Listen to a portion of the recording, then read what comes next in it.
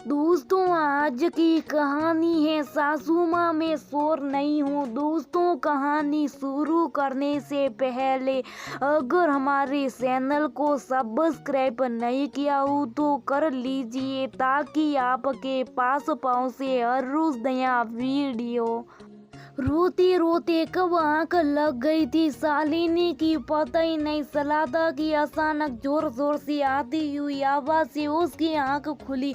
उठकर देखा तो सासू माँ विदा जी काम वाली कमला के ऊपर जोर जोर से चिल्ला रही थी, जो व्यवहार कुछ घंटों पहले उसके साथ किया जा रहा था अब वही व्यवहार कमला के साथ किया जा रहा था। फर्क लेकिन इतना था कि कमला के हाथ में सासू माँ की सोने की अंगूठी थी, जिसे देखकर शालिनी की जान में जान आई। अपने माता पिता और बड़े भाई की लाडली शालिनी का विवाह विशाल के साथ हुआ। मुश्किल से अभी सारी दिन नहीं हुए थे ससुराल की देहरी में कदम रखे हुए की सासू माँ ने अपनी अंगूठी की चोरी का इल्जाम सीधे सीधे शालिनी के ऊपर लगा दिया। विदा जी की एक आदत थी, नहाते समय अपनी अंगूठी उन्हा तक बाथरूम में रख दिया करती थी, उसे फिर बाद में स्नान करने के बाद पहन लिया करती थी। आज वो नहाने के बाद अंगूठी पहनना भूल गई और अब वह अंगूठी बाथरूम में गायब थी।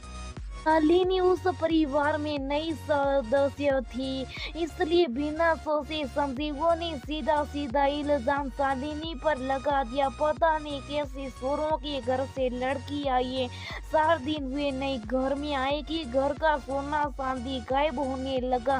सासू माँ के इस तरह इल्जाम लगाने से शालिनी के तो पैरों तले जमनी खींच गई। उसे कुछ भी सूझ नहीं रहा था कि वह क्या करे। आंखों से अविरल बहते आंसू रुकने का नाम नहीं ले रहे थे, जबान शब्दों का साथ नहीं दे रही थी। अपनी सफाई में बस उसने इतना ही कहा, सासू माँ मैं शोर नहीं हूँ, आपको बोलने के पहले एक बार सोच तो लेना चाहिए था।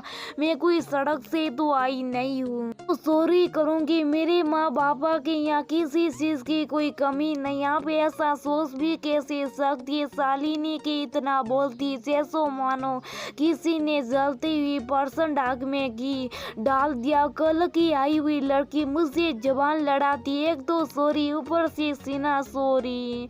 विदा जी गुस्से में बिना सोचे समझे बड़बड़ाती जा रही थी। कमरे में बैठे वे अपने ससुर जी मनोहर लाल, अपने पति विशाल और छोटी नंदन प्रिया की और कातर नजरों से देखती हुई शालिनी आशा कर रही थी कि शायद परिवार का कोई सदस्य तो उसके लिए कुछ बोलेगा और कोई नहीं तो कम से कम विशाल ही कुछ बोलेंगे।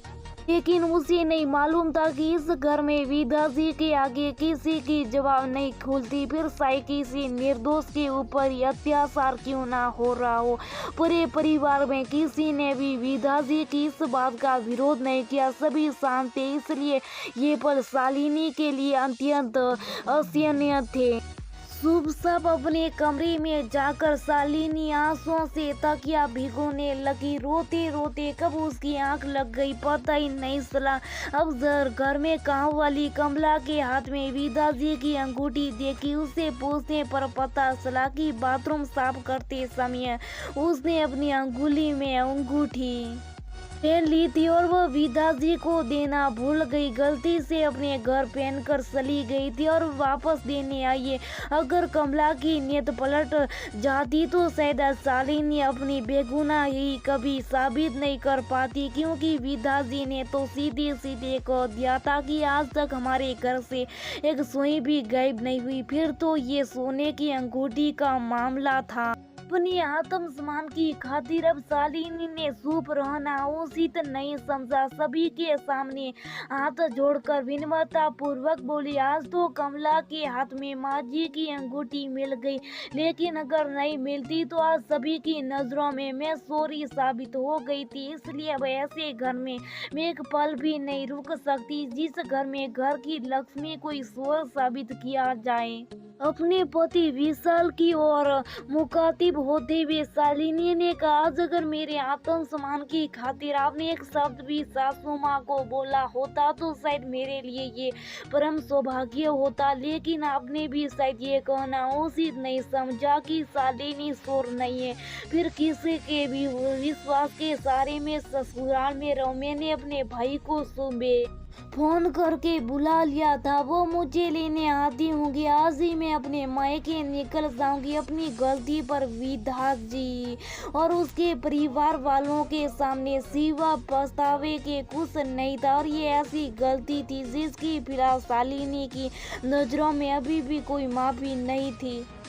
विधाता जी हिम्मत करते हुए शालिनी से बोली, रुक जाओ बहू, समाज में हमारी क्या इज्जत रह जाएगी। घर की बातें बाहर ना निकले तो ज्यादा अच्छा है। सासू माँ, ये आपको मुझ पर चोरी का इल्जाम लगाने से पहले सोचना सही था। आपके मन में इतनी छोटी बात आई भी कैसे? अगर आप कमला की नियत अंगूठी वापस करने की ना होती तो मैं अपनी बेगुनाही कैसे साबित करती हो सकता आप ही मुझे धक्के मारकर बाहर निकाल देती, फिर शायद आपको समाज का ख्याल नहीं आता। अभी मेरा मन बहुत दुखी है, मैं अभी आपकी बात का सम्मान नहीं रख सकती। इतना कहकर शालिनी चल पड़ी अपने कमरे की और अपने सामान को समेटकर मायके जाने के लिए। कैसी विडंबना है हमारी समाज की, एक लड़की अपना घर द्वार, माता पिता, सगे सब्जी सब कुछ छोड़कर ससुराल की देरी में कदम रखती। उसी ससुराल में अपने आप को परिवार का सदस्य साबित करने के लिए पल पल अग्नि परीक्षा देनी होती है। शालिनी का ससुराल से जाने का निर्णय सही है या गलत?